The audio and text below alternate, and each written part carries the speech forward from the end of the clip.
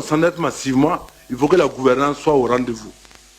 On ne s'endette pas pour construire les châteaux, on ne s'endette pas pour qu'une minorité puisse s'enrichir, il faut qu'on s'endette pour des programmes populaires qui entraînent pas un frémissement, mais une vraie relance de l'économie. Nous ne pourrons jamais régler le problème de l'emploi, le problème du niveau de vie de nos populations en restant avec ces schémas-là. Et moi, je demande au gouvernement d'apprendre à dire d'abord non au FMI, à la Banque mondiale et les amener à la table de négociation. C'est vrai, c'est audacieux, ça fait peur parce qu'ils ont des fourches codines pour nous chauffer, mais il faut qu'on fasse le pari de les affronter. Il y a des moments dans la vie d'un peuple où ce peuple doit faire un sursaut.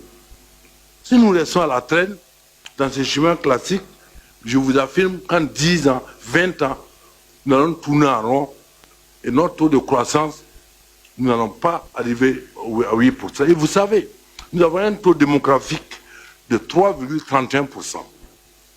Or, tous les économistes qui sont dans cette salle savent que pour un développement, quand un taux démographique est à 3%, pour atteindre un taux de développement économique, un niveau de développement économique, il faut atteindre les 2 chiffres de croissance économique. Et moi, je suis convaincu qu'avec ce schéma, on ne va pas atteindre un taux de croissance à 2 chiffres. Ça, c'est une réalité. Il faut avoir le courage de nous endetter pour des projets massifs qui profitent à tout le peuple. Et ça, on peut le faire. Mais pour cela, il faut qu'on dise au FMI, laissez-nous quand même avancer. Je prends le cas de la Malaisie. La Malaisie était à un taux de 5-4%, avec des ressources énormes. Mais la Banque mondiale et le FMI les tenaient sous leur joug. Le jour où ils ont dit non au FMI, à la Banque mondiale, avec le Premier ministre Mahathir, ils ont mobilisé leur peuple. Au début, ça a été difficile, mais 3 ans après, ils ont dépassé le taux de croissance à 2 chiffres. Et aujourd'hui, ils font partie des dragons. Il y a plein d'exemples comme ça. Et il nous faut avoir le courage de parler vrai à notre pays. Aujourd'hui, quand on dit que le taux de croissance est à 7-8%, ça ne dit rien aux paysans de l'Orbout. Quand il n'a pas de route, quand il n'a pas d'école, mais votre taux de croissance ne signifie absolument rien. C'est pourquoi nous demandons le PNDS pour discuter des projets, projet par projet, pour savoir si la route qui va de l'Orbout à Bobo-Dioulasso pour exporter le coton ou le bétail sera réalisée. Je prends le cas du transport pour parler des rails. Mais dans notre pays, on ne peut pas, depuis 1960, on n'a qu'un seul chemin de fer. Là aussi réalisé à moitié par le colon. Depuis là, on est croisé. On a lancé la bataille du rail sur la Révolution. Elle a abouti à Kaya. Malheureusement, ça a été interrompu. Nous ne faisons plus d'efforts pour mobiliser le peuple, pour continuer cette bataille, pour arriver à Tamboro et exporter et le manganèse et le bétail. Nous sommes là, nous sommes dépendants d'opérateurs économiques hypothétiques qui chaque année promettent d'exploiter Tamboro, de faire des rails. Après, ils sont pris dans des NAS bizarres, on ne les voit pas venir, sauf à l'aéroport de Ouaga et de partir. Non. Je dis, nous ici, nous ne faisons pas la démagogie, nous ne demandons pas au gouvernement de faire la démagogie, mais nous sommes représentants des populations à la base. Et l'autre jour, nous disions, ce que le peuple nous demande à la base, ce n'est pas de savoir si tel document a été bien élaboré. Depuis 6 mois, dans toutes les contrées de Burkina Faso, les gens, après l'insurrection populaire, nous demandent quand est-ce que ça va bouger. Et il faut que ça bouge, et dans le bon sens. Nous le disons en toute sincérité, parce que nous sommes du même pays, du même peuple. Il faut que le gouvernement ait de l'audace. Nous vous demandons d'avoir de l'audace et de l'imagination. Nous ne voulons pas une gestion classique et bureaucratique. Donc, c'est l'occasion pour nous d'attirer votre attention. Et cette question ne s'adresse pas à vous, Madame le ministre des Finances seulement, mais c'est à tout le gouvernement. Il faudrait que les mesures fortes puissent être prises. Mao a dit que le bon ordre naît du désordre. Créez le désordre avec les institutions financières. Faites la bagarre, notre peuple sera derrière vous et nous allons aller ensemble. Madame le ministre des Finances, c'était certaines considérations. Mais je voudrais terminer en prenant 2 points. D'abord, vous avez évoqué la taxe foncière. Même dans la loi rectificative des finances qui nous est parvenue, qu'on va discuter le lundi, vous avez prévu la taxe foncière. Mais si vous prévoyez des recettes, il faut vous donner les moyens pour atteindre ces recettes. Aujourd'hui, la fois dernière, nous avons dit il faut aller vers l'informatisation du cadastre urbain pour que la taxe foncière puisse être opérationnelle. Sans le cadastre informatisé, vous allez imposer à quelques citoyens et le reste, les marchands de sommeil et autres, vont toujours continuer à ne pas payer l'impôt dans ce pays.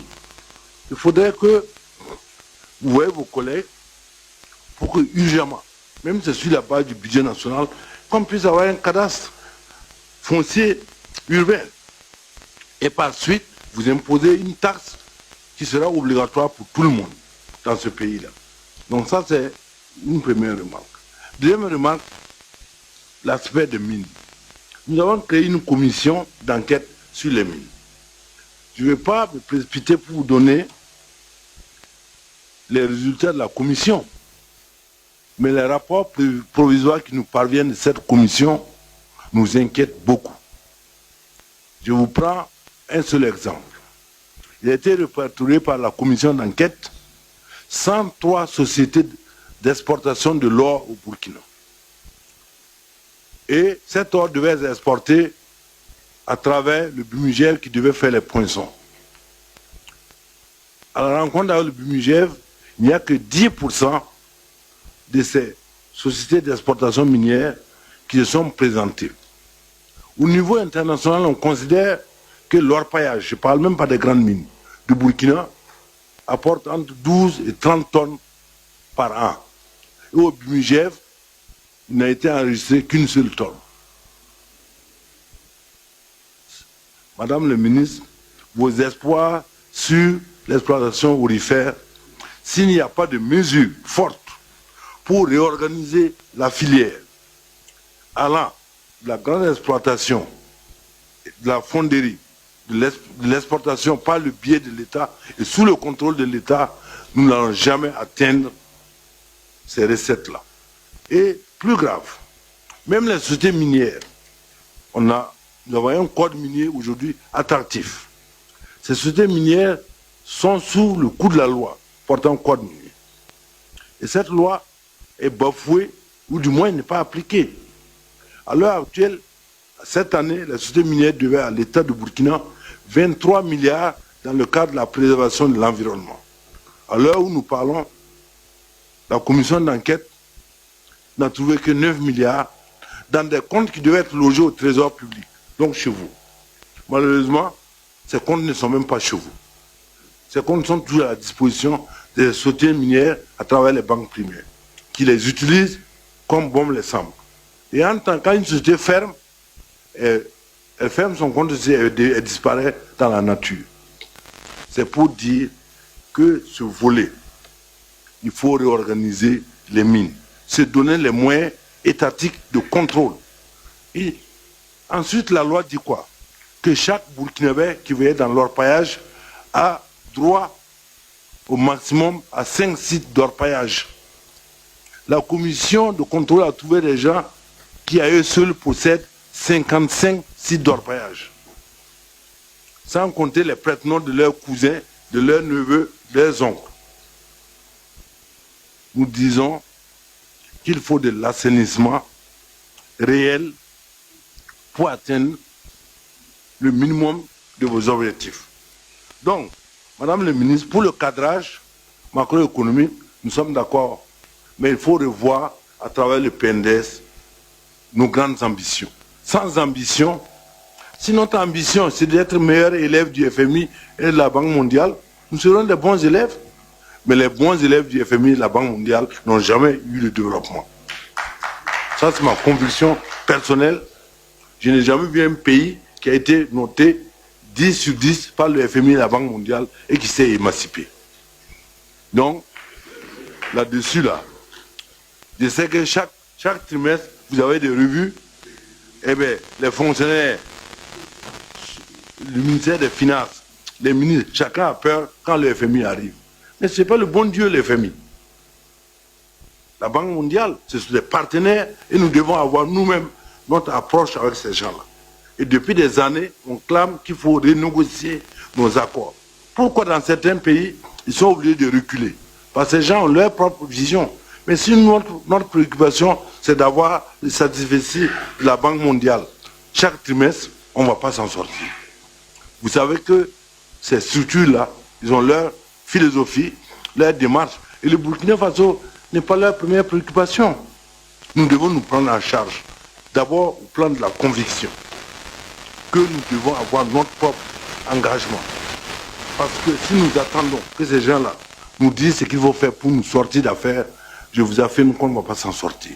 Et ça, j'appelle à tout le gouvernement pour que vous puissiez réellement regarder la misère de notre peuple. Et nous dire, on peut essayer, si on échoue, on recommence. Je sais qu'on gagne. Si nous échouons, les générations futures vont reprendre le flambeau. Mais il sera grave que nous n'essayions pas de décéder cette truc-là. Chaque fois, on nous envoie des documents macabres économiques, négociations avec les FMI, négociations avec telle institution. Mais ces gens-là, ils ne nous représentent pas dans l'histoire. Bien au contraire, nous devons nous fonder nous-mêmes une philosophie, une conviction. Et nous ne devons surtout pas être un pouvoir bureaucratique qui passe le temps à signer des papiers, des accords, à juger tel indicateur sur l'autre. Non, les indicateurs, je vous dis, à Oyo, nous, on ne mange pas les indicateurs. Non. Nous voulons des routes, nous voulons des écoles. Même les boulangers réclament leurs routes. Mais ce n'est pas possible. Madame le ministre, transmettez au gouvernement notre volonté de vous accompagner. Mais de vous accompagner pour des mesures fortes. Pas pour ce qui est acceptable par les bailleurs de fonds. Donc, nous vous demandons de nous ramener le document du PNDS ici, après votre table ronde des bailleurs de fonds, pour nous dire, voici ce que nous avons eu avec les bailleurs de fonds, voici ce que nous programmons faire dans ce pays-là.